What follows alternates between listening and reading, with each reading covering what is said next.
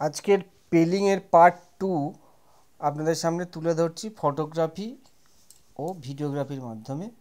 তার সঙ্গে একটি বার্ড স্যাংচুয়ারি রয়ে আছে।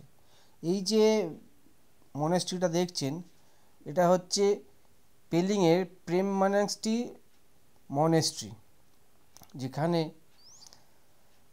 খুব ইম্পর্টেন্ট মনেস্ট্রি ফর আর্কিটেকচার আর স্পিরিচুয়াল সিগনিফিক্যান্ট একটা আপনারা ওখান থেকেই পাবেন। মনোরম দৃশ্য, পাহাড়ের ওপরে সুন্দর ভিউজ পাবেন।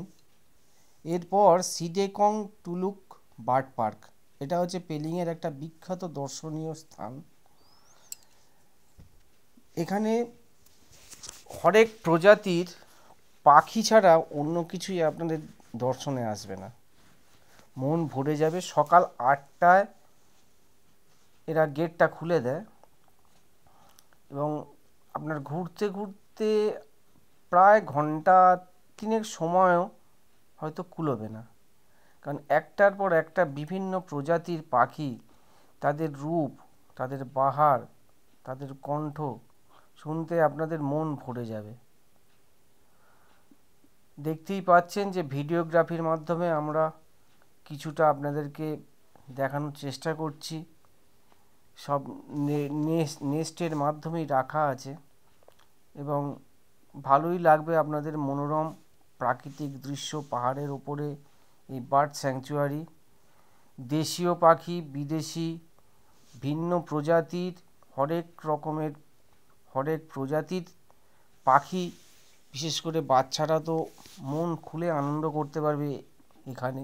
দেখতে পাচ্ছেন এটা একটি মোরগ, কিন্তু এদেশীয় নয়, তার রেশ এখনো আমাদের মনে রয়ে গেছে।